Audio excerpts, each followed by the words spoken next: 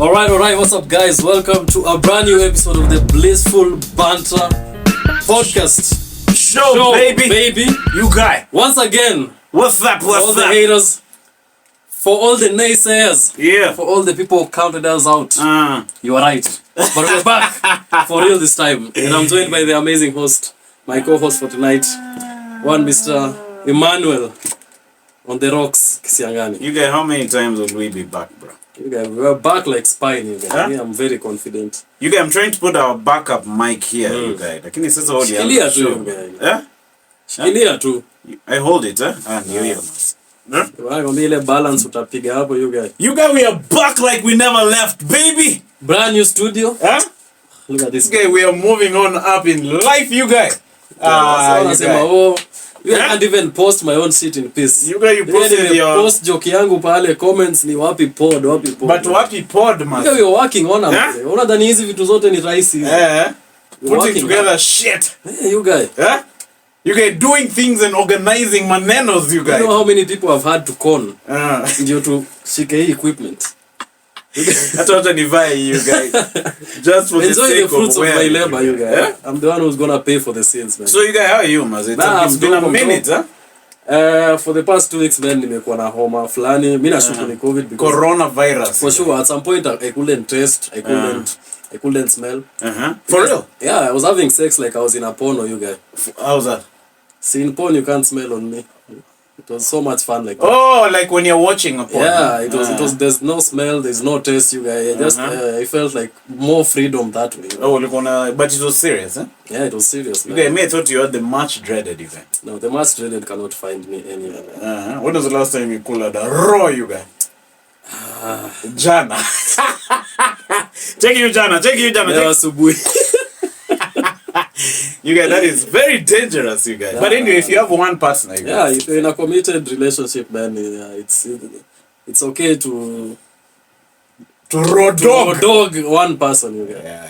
But I mean, but responsible sex is important. Yeah. I kind of feel like even before easy vitu zote, like during our grandfathers and their fathers, like it used to be raw business. But they used to get mad diseases. Which diseases? Kaswende. No, all of those diseases ziletwa na wazungu. Fasi, they were local diseases. Kama kaswende na ni kisonono. No, ukisema na Kiswahili na sound local.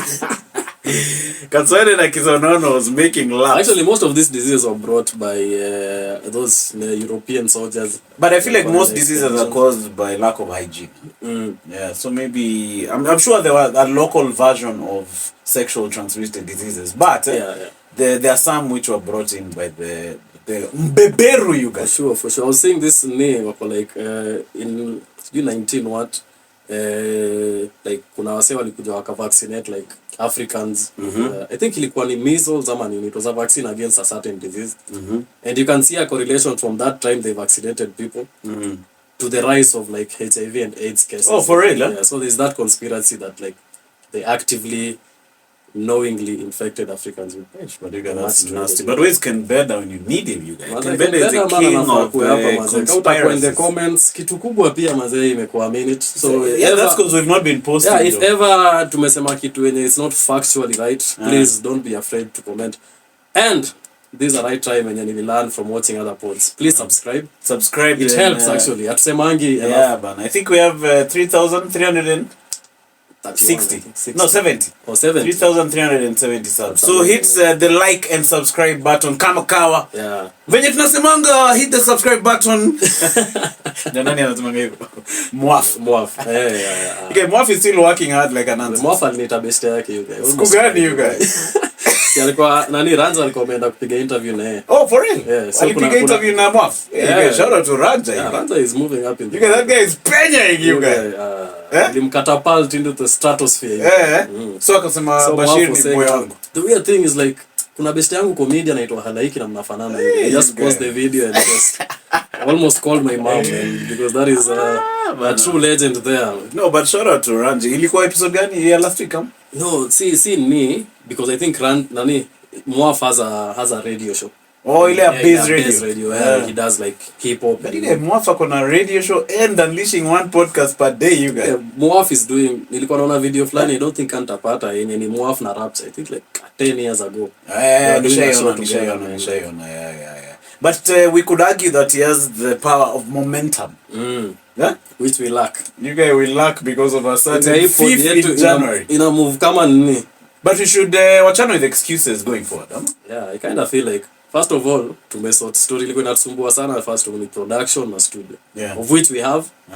So what we need to do is, and I always tell you is, let's not stretch ourselves thin. You know kitu tulifanya because at some point we are doing 4-5 episodes a week. So I kind of feel like tulizoesha watu hiyo ni, and then now we couldn't sustain it. Yeah. You know, it's the same even with sex. Unajua, like I always say, do not perform your best on the first day. Like leave room for improvement. You know another guy called Kevin Samuels. Yeah. He was giving another example of when you go to a restaurant. Let's use KFC for example. Yeah. And then there's a line. So kuna hiyo tamaa. So unataka kudish hiyo chicken inaitwaje bucket anticipation. Yeah bana, and then you wait. Hey, kidogo imebaki 30 minutes, you're near the front. And then now you get the nuggets, and then now you start chewing, you guy, with your glutton chewing. Then you eat the first one, then you eat the second one. By the time you're clearing the 5th one, you're not eating with as much cycle. But then you're talking about Komonga. KFC. Komonga ni fried kuchi. You're talking about Komonga for Jamal. At day 1, but they would have but day 8. Yeah, kuna koga na hiyo. But me, I'm not associated with no, big. Okay, but it's a psychological thing. It's a psychological thing. That's why unaona say you've been married before. In marriage inakuanga hivyo unasikianga, oh, we are going for this retreat, we want to spice up our relationship. Like it's not anyone's fault. Yeah, it's just human nature. That's how it happens. Yeah, that's you have to find ways of spicing things up. Yeah, you know, you go like my buddy used to go in Komonga on the Mombasa Road hapo katikati. Ndio kabla expressway. So anapark hapo Imara Daima hapo katikati ya highway alafu ana kula demo yake yote. Exactly. And you see unaona wase wakifanya all manner of crazy things. Like unapata wase wanaenda sijui hiking pali like like Jojo Eru style unapeleka hiyo park inaitwaje? Uhuru Park kama ni hapa. Hapana, hiyo it's not Karura, huko Ngong Ololua. Iko wrong. Check Jojo Eru in Ololua. Check. Actually kuna perfect spot hapo Ololua by the way. Oh, for real? Yeah. Oh, you used it. I've spiced up a relationship there. Let me just say, to say the least. You guys are a dope guy. You can also go to the park. Yeah, there's always a park pale. Inside the park there's another dam. So that dam only has some crocodiles and some other weird looking birds. So you can shaft yako yote and spice up your relationship there, you guys. So it's nice because our garden is a part. I think pain akonga ni excitement. Yeah. Ni kama tu like during my 10-year time ya kuchapa. Long back in the day, in the 40s. Like ningechapa kama nimelock mlango. Ulikuwa unachapa but nikiacha mlango kiasi hivi. Unajua ile nachapa yani kuna tu hiyo ni flood hapo like you might be caught. Okay, that's polite guy. Unachapa kama mlango iko wazi. Yuko kuna rela wangu fulani he used to really threaten that he'll commit suicide. So alikuwa anaingianga room yake alafu anafunga kamba kwa ceiling. I don't know where I used to attach it. And then you guys leave the door open kiasi. Ndio ukipita uone kamba. Check huyu jamaa ameweka kamba anataka kujimadua. You guys, that guy was not committed to that act of committing seppuku. That guy was a drama guy, you guys. Can you imagine that? Nataka tu attention. Hata mimi there's a time when no, I was going through it and then now ilifika point to be fair I was entitled. Niko like mbona sisi yangu anisaidii, mbona madhangu anisaidii, knowing well that kila mse ana go through their own struggle. So nakumbuka tu niliingia kwa group ya familia niko like goodbye forever. For real even. Alafu nikazima simu. Again niliwasha hiyo simu 6 hours later hakuna mtu alikuwa amenipigia.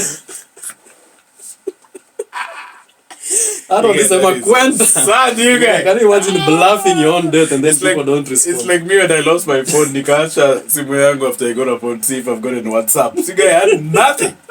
Yeah, that was sad, you guys. Paka nikachana na social media. Okay, nowadays me I'm a guy who's anti-social media. Check, you guys, me I don't like social media, you guys. Vitu kama Instagram, Twitter, you guys, they have no value. You guys, because no one is looking for me, you guys. But guys are looking for us on Twitter. Eh? Man, nakwambia I can't post. So shout out to those guys. Yeah, let me look that up.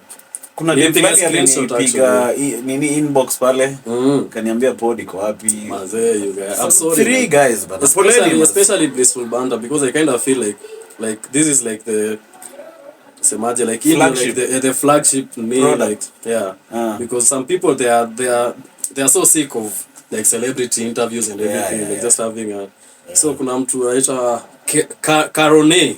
Shout out to Karone. Mazee Blissful Banter ilienda wapi? Mazee ndio sisi bro mazee hatuja give up na history. We were working behind the scenes. Fellow Twips Clinton 00972 anasema wapi podcast.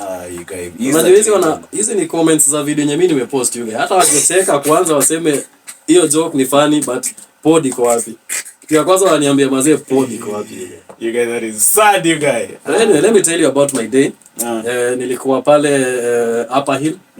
Yeah, so I was nilikuwa nimeenda undercover. The medical students, sema interns basically saizi walikuwa na meeting because they graduated and by law regulation is 30 days after graduating you need to be posted. For real? Yeah. That is enjoying life. It's actually is it in the law? Yeah, I think it's in regulation. Oh, but I think it's because it's a practice. Yeah, right? It's like so and then it's like there's constant need of doctors and like practitioners on that sector. So it's like umemaliza kusoma ingia now uingie kwa field ni. Yeah. So now wamekuwa kizungushwa unasikia wase wamekaa 8 months. Oh, wamekaa 8 months without practicing. Wase kuna mse fulani amekaa sijui kutoka aligraduate 2022.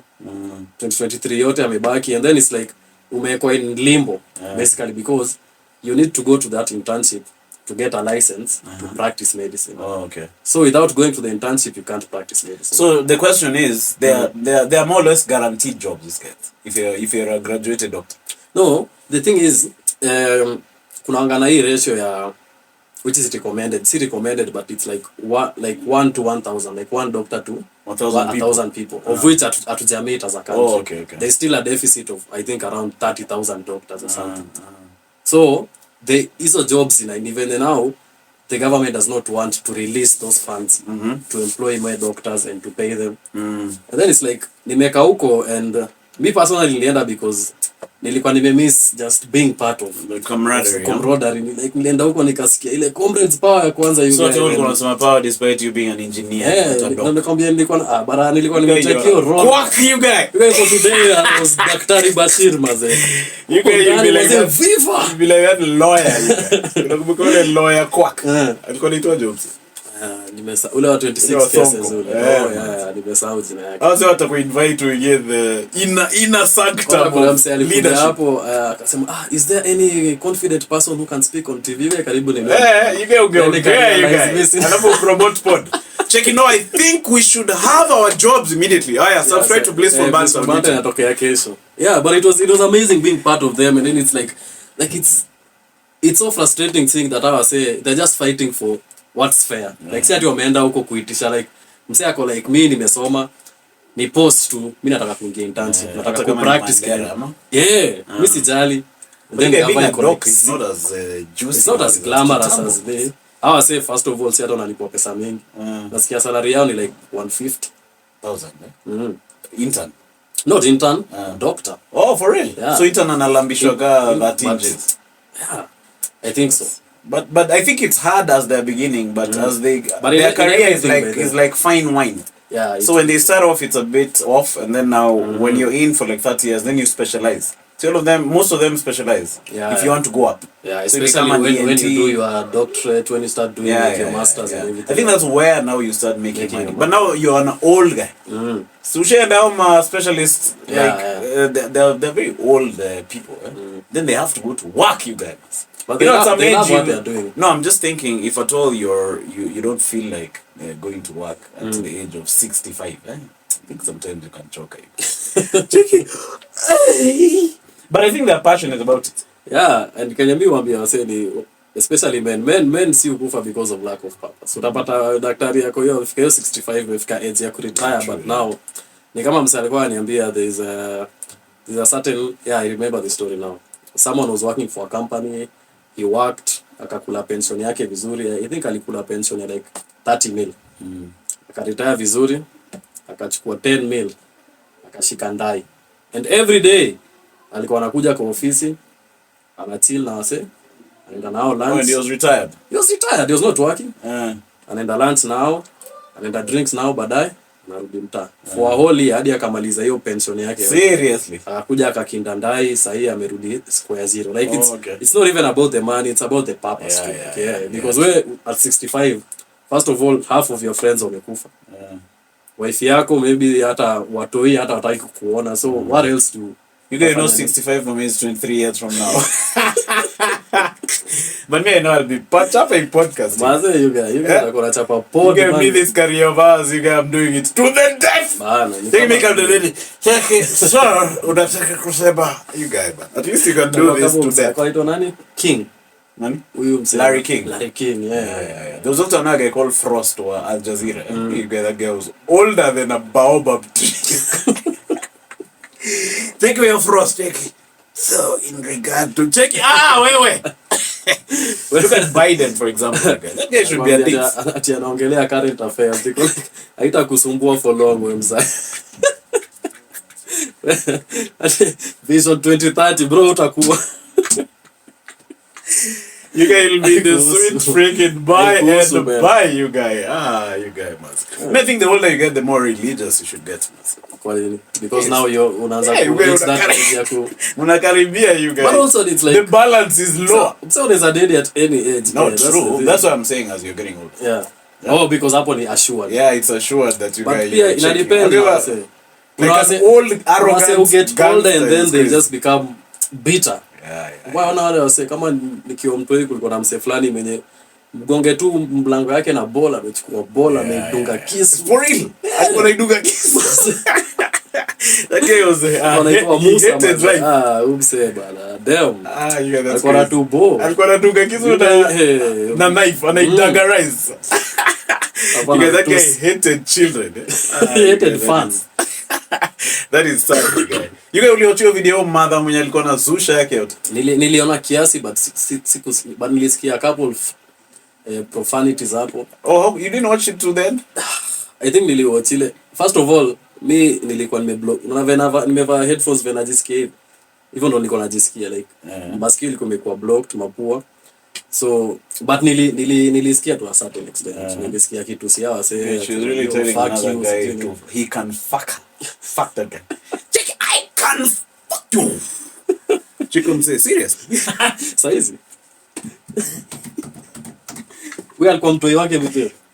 Mwenye alikuwa anasimama kwa hizo video. But si mtu ndiye alimwambia enda ulete gun ya mine. Aliambia mtu go and bring my gun. Check, okay, go and bring my gun. Check mse wa fucking. But somebody was saying that she has a mental issue. But I don't know, you guys. If you have a mental issue, do you want to tell someone that it's being an asshole a mental issue, you guys? That means many guys have mental issues, you guys. Unajua watu wangapi wako na undiagnosed mental issues? That's why siko ubaya but nikisikia mse akisema sijui niko na ADHD niko na like tu condition tu fulani wenye ni vague, niko like come on man Ati vague. You guys pod is not gonna get funding from for real, like funders of pod network, because unaangalia symptoms ya some of this mental illness ni kitu yenye sio struggle nayo sio. True. Sio anxiety, sio confusion. Like I think all toys have attention deficit, right? Mi niko sure sahi mimi can you imagine a toy you can maintain tuende kwa medical practitioner tutatoka wote diagnosed with a mental issue. But you see, it's good to be diagnosed so that you can keep going. I kind of feel like now time inaanza impede your daily life because some people use it as a crutch to be assholes. Mimi niko na msee mwenye atakuja kufanyia kitu and then ako like I'm sorry, unajua nakwanga bipolar, like zio just a dick. Anasemanga kwa bipolar baadaye. Yeah, you're just a dick. Like, what do you mean you're bipolar? So I also know another guy who organizes comedy shows who says he's bipolar. Oh, I like. But me, I think he's just a member. Take isikia. You are a member. Wachana na historia. Wacha kuingilia watu bipolar wa point blank period. Yeah, spectrum nini, relax. So, I think, see, everyone is on a spectrum. I kind of, to a certain extent. Just show me one sane person. Na uniambie this is a complete sane person. Somebody with a human without experience. trauma, without sijui nini. Unless you were born and you lived in a... Like, do you understand, like, for me just to function in a day, like, how many hurdles lazima ni jump? For even us to be seated here, you guys. Yeah, like... Yeah? You guys figured here the light is not working. Yeah. Ingekuwa mse mwenye yako so now it's up to kana nyewe. Check I will fuck you. Check you. Nikifungua mlango hata nifungue mlango kiasi just in case. Let me leave it ajar. But you guys, what kind of threat is that? This guy is mental illness. You guys can imagine a threat. Wait, ushajiuliza mbona guys who have mental problems, real ones, still can cross the road? It's interesting, you guys. True. So is it that you can do some things and you can't do some? I kind of feel like your mind is very complex. So maybe one part of it is a compromise. But now, let's say your will to live. Survival instinct in a very core part of your brain.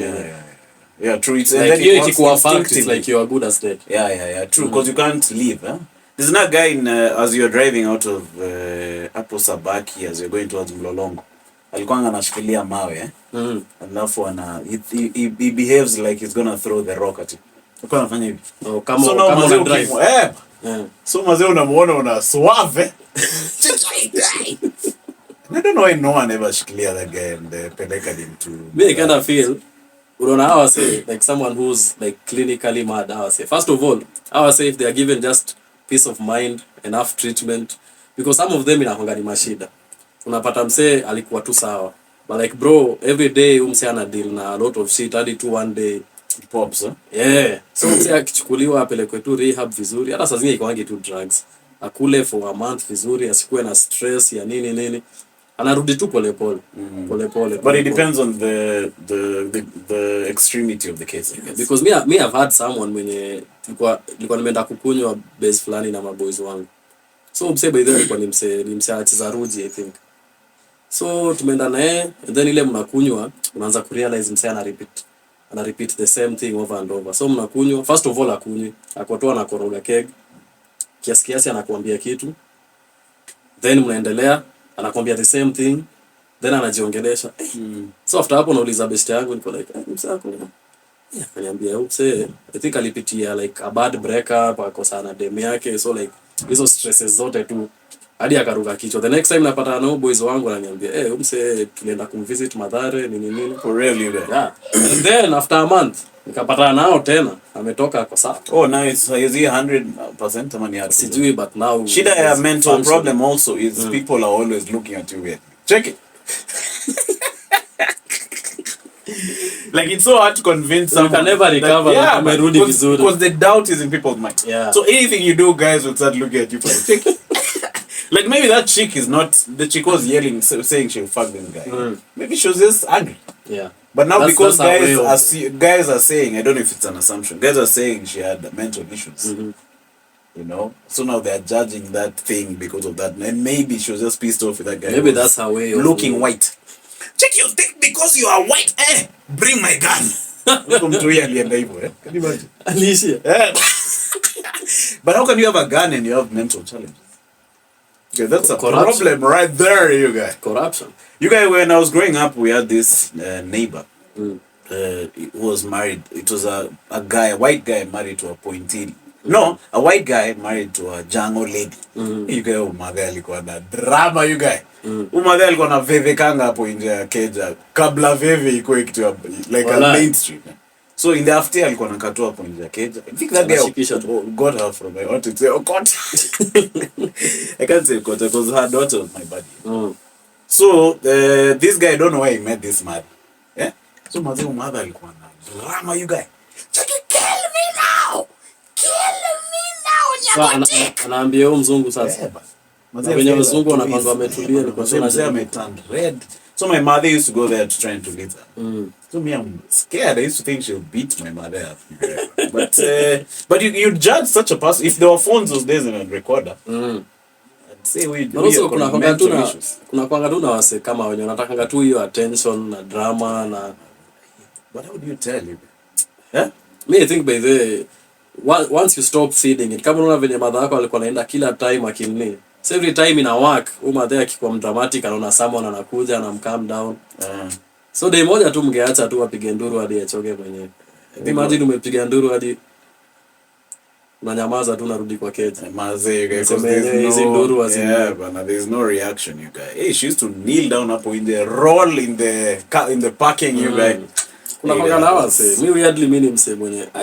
Sipendangi drama, sipendangi attention. That's why for me even to be a comedian, to talk in front of a camera, like it became a huge struggle. Oh, for real? Huh? Yeah, like it's opposite your nature. Yeah.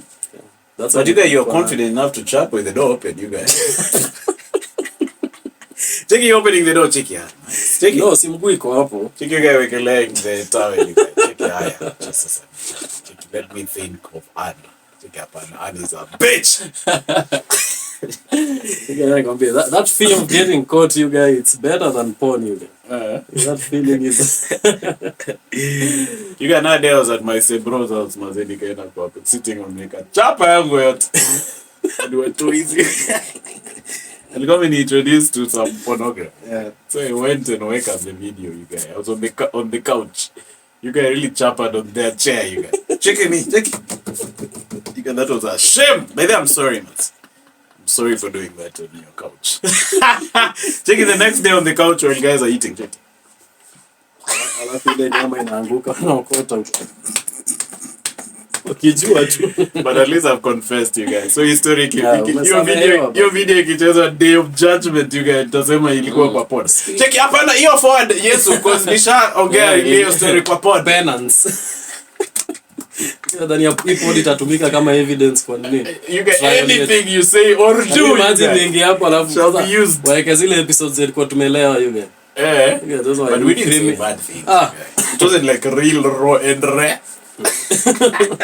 You guys, we are on a real raw and rare is now top 3. You guys, we are no longer ranked on any list. But we are coming. But Moses Kiari alitutupa hapo somewhere. Shout out to Moses Kiari. Super fun man. Yeah, but he's nyamaza there. But I think there's nothing for him to react to, like.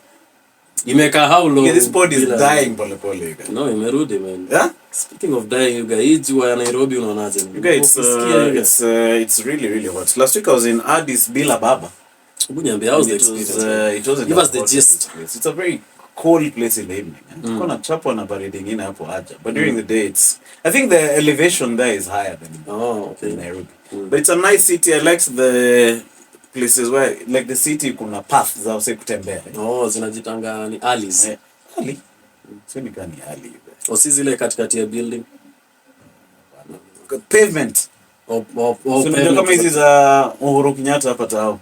So they are wide, then the trees on the middle of the highway. That is just for That's in the nice area of town. Hakuna magari, hakuna nini. No, kuna magari. The streets are very wide. Okay. Like the roads there are very nice and wide. At least the ones I used. And then traffic is weird. Inaanza 4 by car 4:35. 7 ishaisha must that. It was a very nice experience. I love nikaenda place fulani inaitwa Fendika. You got your Fendika. Kuna walikuwa na dance hizo ma traditional dance. It was like a comedian, who was created for him himself a platform where they can express themselves. Oh, it was a comedian. You see the way as in it's a dancer. This guy is a dancer. Okay. So the story is they needed a place where they can dance and earn money. And then the dancers earn a salary at the end of the month instead of cooling the money per day. Like trying to professionalize the dancing, just give it street dance career. This guy danced to the street for 12 years, you guys. Yeah? So for me, Fendika, it's sort of like an NGO stroke. I'm sure there was some help. Packed, you guys, that place. Do you have like you pay? Yeah, you pay to get 100 brrs, you guys. Brrs, that's beer. BIRR. That's the currency in. What is the exchange rate? It's one bob is 50. One beer is 56 Kenyan shillings. It kombele. Yeah. Sisi. How do you kombele? What are you talking about? Wait. Their one beer is 56. Oh. Huh?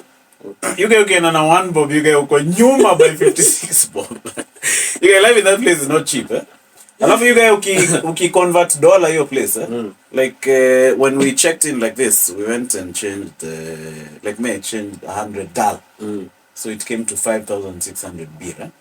But in the black markets, that same $100 is 11,600 birr.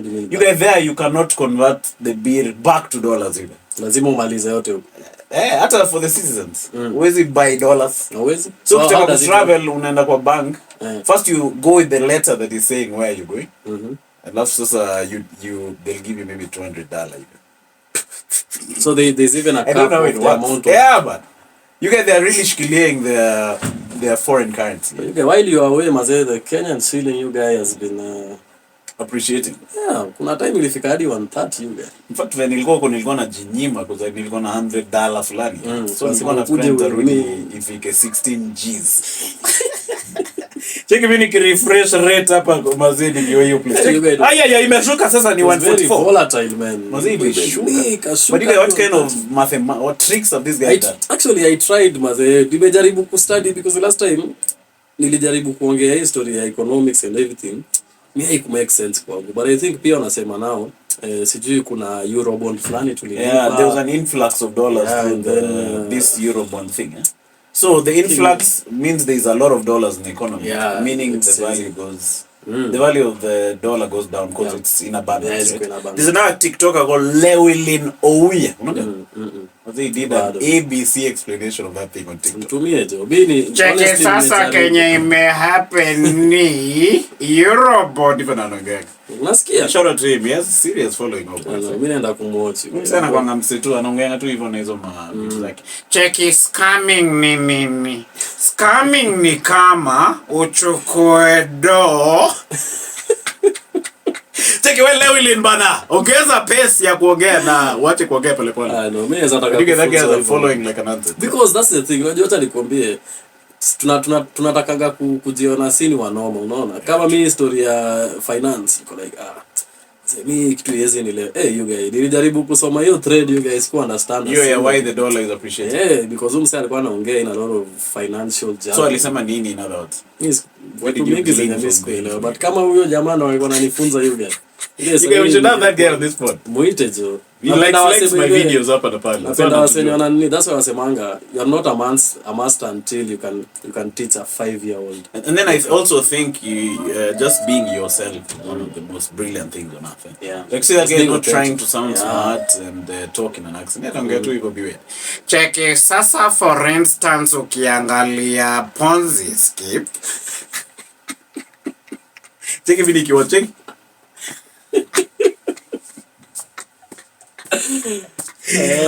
So you guys, so I don't know if this thing will hold, because see doya nini how say what ifieka in real time. I don't think it will hold at that rate. Yeah, I don't think. I think this is you see now they have money awash from that Eurobond stuff. Theoretically, I hope that's a true theory. Yeah. So when that money quishes, it'll just go back to where it is. I think 160 is the ideal place for the dollar. Yeah, bado it just stabilize naweza sema hivyo. But now ni wale wase walikuwa wame hold their money in dollars.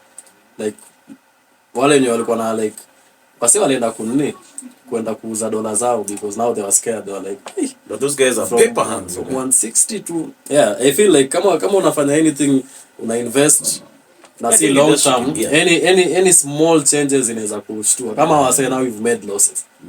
But msemenye yako na do mingi yako like na anajua niko like itarudi tu 160. Yeah, I think if you just have dollars, just leave them in dollars. And but some msemenye aliyeka hapo tu ndo itengeneze ka 20,000 ya juu alafu wali this guy that's why we obviously but also Warren Buffett said then that's why he was very successful. He said when he buys a stock he didn't buy to trade like these other guys. And they buy for the long haul. That's kama ni 50 70 years. And I think the reason Umse amekuwa that wealthy is because like he started saving when he was like probably like 9 ama. Oh, for real? He was so young. And then now unaanza kuona now the compounding effect, like the power of compounding. Like unaona like kama we if I start saving at 23 sindio, and someone starts saving at 30, like that difference in 7 years it will make in terms of compounding effect. Like nitakuwa nimetengeneza infinitely more money than Umse. Just true. So now this other guy will just have to start a podcast.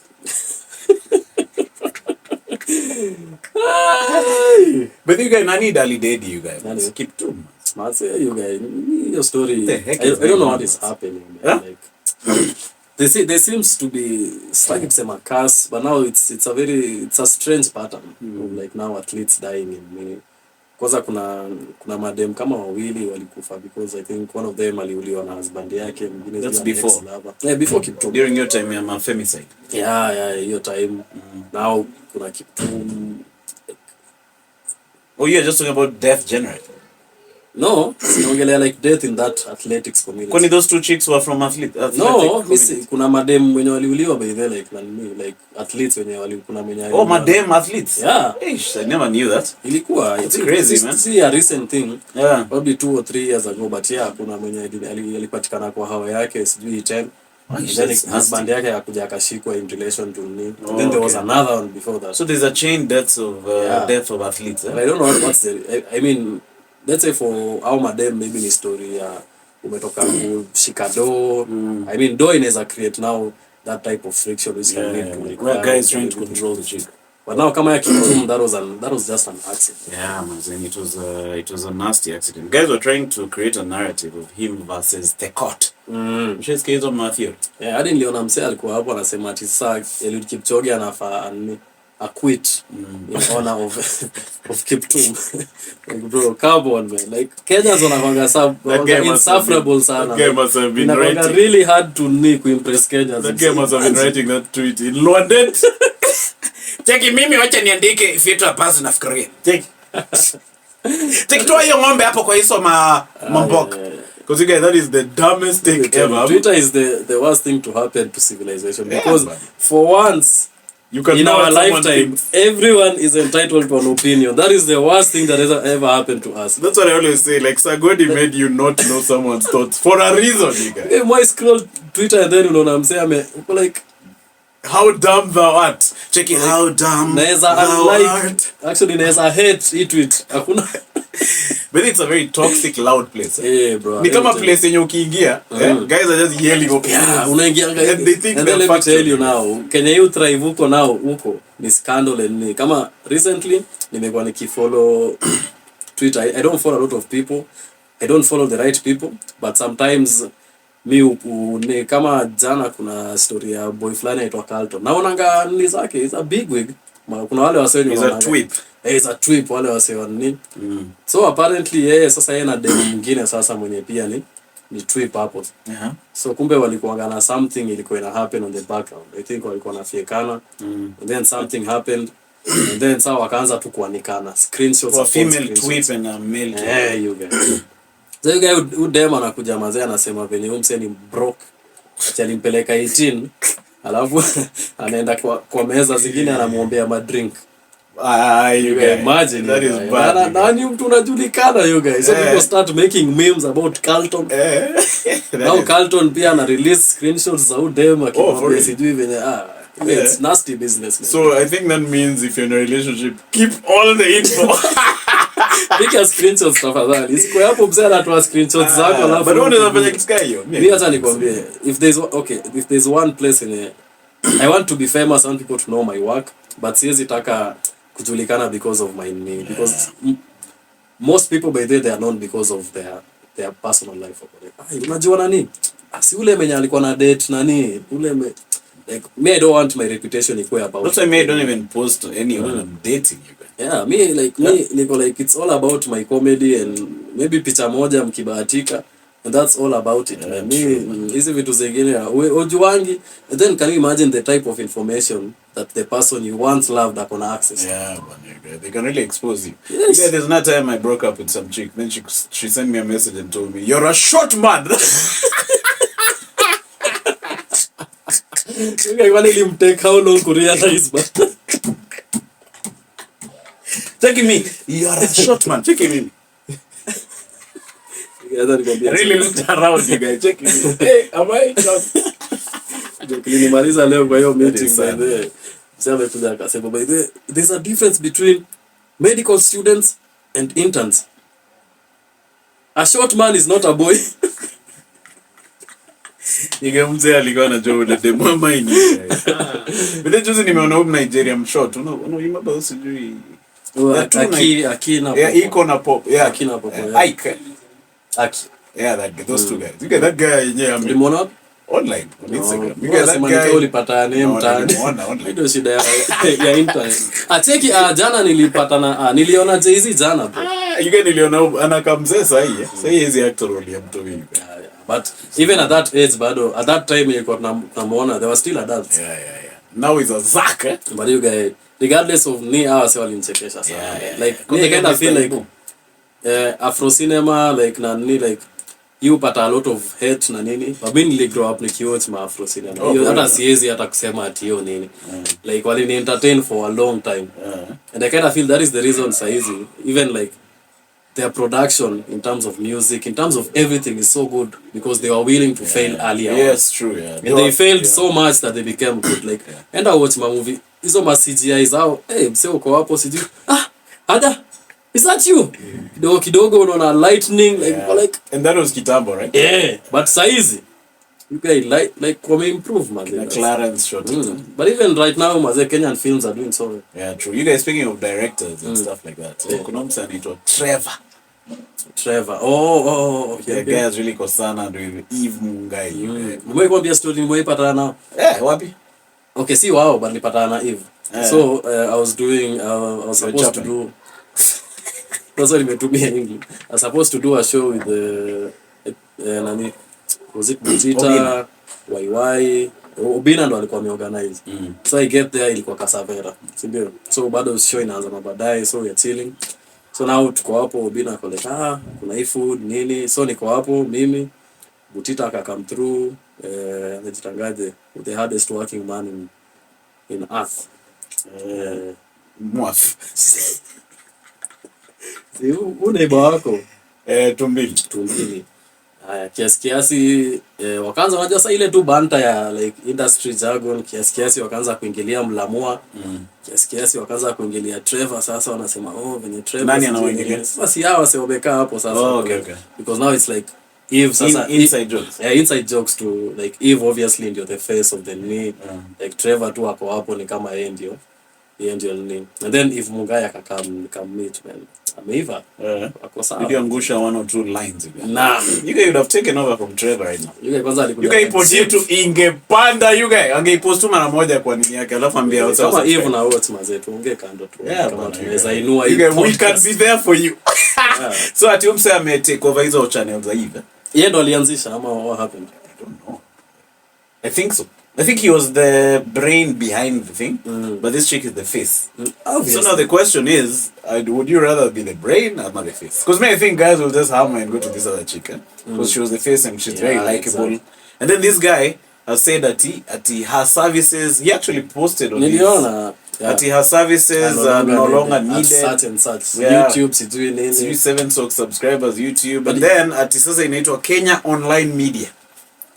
Damn name. The fuck is that nonsense? Kuna 700k subscribers na uwezi fikiria jina safi. Mimi Kenya online. But you guys, this thing of this PDA, man, that's why this story of taking relationships online is just key for disaster.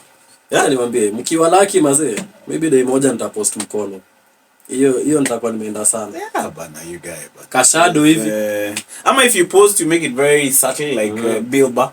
Yeah. Like Biba, it's not in your face, like it's okay to talk about. I mean, already for us as podcasters and comedians, I mean, it will come up in our own. Yeah. Like it's okay to talk about like your relationships, but like don't be specific and just I think give out like the identity of the person. Like, and then taking your life and putting it online is weird. So it becomes an act. Unaona vile tunapiga hii pod. So it becomes that.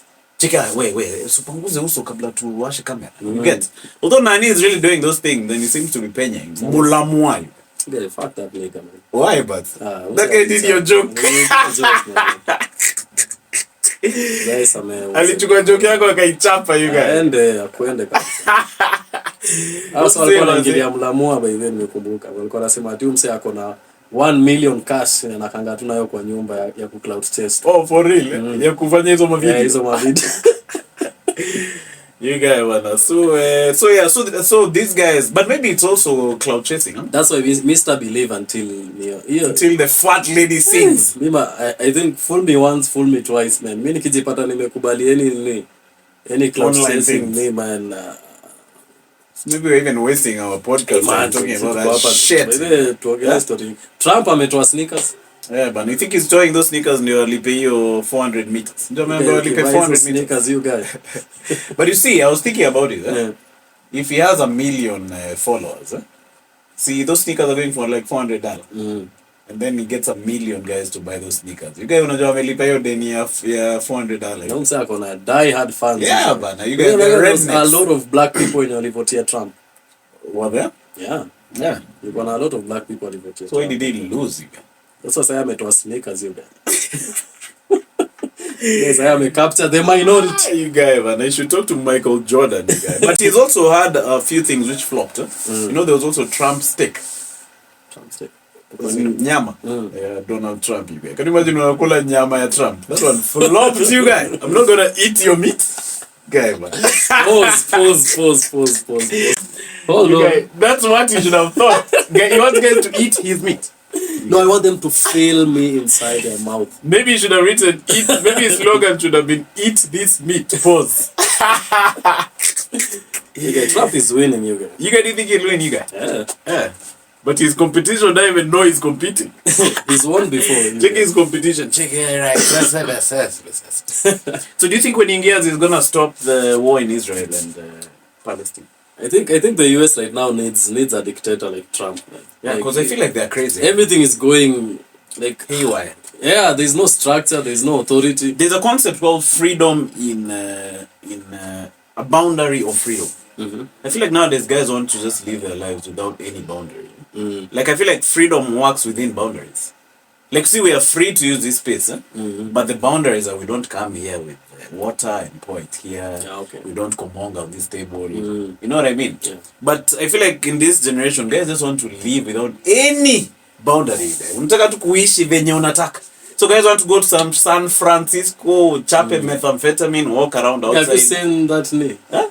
But the thanks can better than put on channel 5 or channel 50. Yeah, channel 5 and then emote ya San Francisco. Yeah. Because nilikuwa na watch Elon Musk akisema one of the huge reasons why he bought Twitter is because some of that like that ideology ya San Francisco ilikuwa imeanza kuingia into now, because the first thing he did was move the company from San Francisco to a different town. You guys, San Francisco is a zombie. You guys, people are chapping you guys.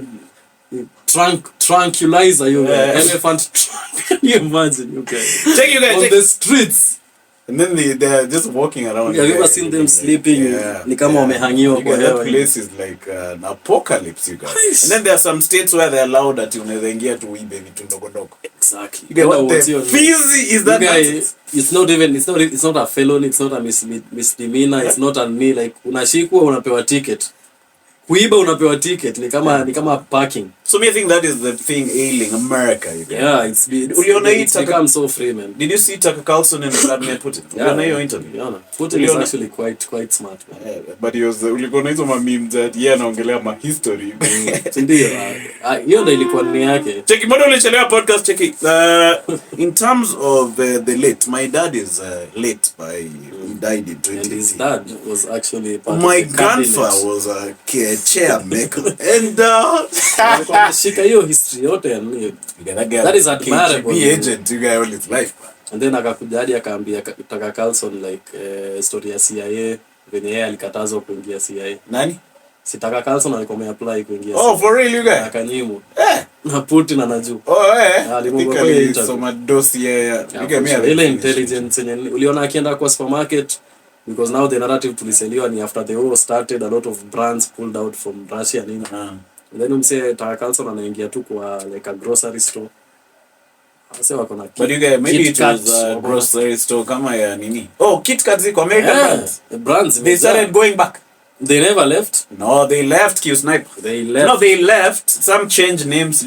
Coca-Cola like a change to another name. They left, but bado wanauza products zao. They're back, eh? You guys uliona hiyo ya Tucker Carlson went into the subway and stuff. Ama they cleaned it because they knew he's coming. I don't think so. You guys unajua kuna when you go to North Korea, there is a tour. So you enter tourist bus inakuzungusha specific places, eh? You guys mazo unaingia super unapata hii stock hizo paira kawia diga. Bali. Unapata omo imejaa one row. Na hizi omo ni mingi. So they curate how the place looks like. I don't think Russia, I mean, what is the interest here to sell a positive image to the rest of the world? For the world to be in their favor. Because always they're going to be the bad guy regardless. Even in movies, they're the bad guys. Yeah, so like mbona loaded to sufficient. No, your place like that is the culture. And there's a sufficient, but now a true indicator of a place is the people. But would you rather a dictator and a good life for the citizens in regards to basics, health, development, than freedom, but things are screwed up? So that's what happened in China. China was a shithole, like recently, like ilikuwa slums and everything, and then like who supreme leader valikuja ako like, you guys want human rights ama development, you have to choose one. Yeah, that's why saizi China, like they have something called 996, somewhere you work from 9 to 966. Like the working culture there is like, I mean, in a violate all human rights. But for real? Yeah, it's like you work from 9 to 9, 6 days a week, you guys. Yeah, that's nasty, guy. But now they're developing, you guys. So you have to choose. You can't have your cake and eat it too, guys. Yeah, true, by the way. You can't be free and then yeah, true. Because even in Japan, if you go back home early from Jobo, your wife really chases you back and tells you to go back. Shame. Yeah? Take it, go back to work. You cannot bring shame to family. That is why I don't marry black man. You guys, man. So you guys, man. The world is many things have happened since we stopped podcasting. I feel like we are cramming episode moja vitu kaa that. Bana, inafaa ikuwe part 1 na part 2. Yeah, bana, you guys. So nilikuwa nimemiss mazee kuchapa. Yeah, let's get this thing back on the road, you guys. For real this time, you guys. Yeah? This is our final comeback. Yeah, bana. So you guys, msichoke na sisi. Remember, msi unsubscribe from membership. Yeah, this is gonna be one of the biggest podcasts. Yeah. It's gonna be one of the biggest, man. So I think we should end it there. Yeah, it was a good session. It was a good run. We've guza vitu juju, but as we go forward, we'll be going. Please comment and tell us maybe some things that you want us to talk about. Yeah. Some of these things slip through our cracks. Kama mtu kama mimi mwenyewe mimi siku hizi mimi upata news yangu Nairobi gossip, so wasipopost yenyewe busy haikufanyika. You got this thing slip through our cracks. Check you can help sleeping to hey, imagine sijaongelea hiyo kitu cause ime slip through crack ya mine. You guys, your English teacher is really, you guys, your English teacher alive, you guys. Yeah? What do you mean? Ndio. You guys unamaliza English teacher wako kwa hizo mavitu zako kwa ipo. No, that's a phrase. Hey, it's a phrase. No, it's a phrase, but when you umeyeka, you guys, that sounds funny. But you're right, you guys, this thing slipped through our cracks, eh? Both of our to the crack of our behind, you guys. You can share skill joke yangu ya bottom line. Nilichapa Sakaja akacheka siku moja. Pata Sakaja. Sakaja alikuja show yetu fulani yuko blues. Alright, before you weren't there, you guys. He was a senator those days. Oh. So we are chilling, tunangoja show ianze, kuna msee amekaa peke yake hapo. I'm like, what the heck is this nigga, you guys? Then kidogo Sakaja ingia, you guys. Kaka hapo. Kachapa hiyo joke yangu ya bottom line. Ati, that joke, because I don't chap it, it goes like this. Ati, the person, some English words are very cheeky. Like, who came up with the word bottom line? Like, aliana rasa, dem fulani ya kende kwa laba kusema, look at that bottom line. Okay, najua inapanda sahi, but Sakaja alicheka. Check Sakaja, check it. Okay. But I think he withdrew the kicheko because he was going to check. So ilikuwa to end pod, lakini since jamaa ameamua ku dampen the mood. One more topic, just hatuwezi waacha na joke mbaya. Mimi siwezi bottom line you. Mimi siwezi kubali. Where is that thing of mine for feedback? So you guys, but the weird thing is that day nilikuwa email Sakaja ya kuja show. Unajua? Ni muhimu. Yeah. Okay, nilimsondia DM so. Oh, okay. Akatokea. Aliniambia ati hapo na hiyo DM. But you guys, what are the odds? Ulikuwa umemnunia alafu akatokea alafu akasema. Akasema ati yeah. Bado ni wasema mnaongea? Yeah, nilimuuliza jana. Alright. No, but I think it's a bit busy because of governorship and stuff, so he's not texting. But I think he's texting Antonio Gibbs or yeah, bana, niliona alipiga interview na yeye. Mwambie next time akifanya. Mbona wasee wabige wakuji pod yetu? You guys, because we haven't posted for 14 days. You guys, our pod was... But our pod will be back, you guys. Yeah, man. So, you guys, man. I'm saying... so let's end the pod and you pick your phone. Yeah. Mama? Yeah. So cheers, like, share, and subscribe. Follow me at Emmanuel Kisengani on Instagram, Manu Kisengani on Twitter. And me Halaiki on all platforms. Basil Halaiki on Twitter and Halaiki Network on YouTube. Alright, cheers. Man. See you guys.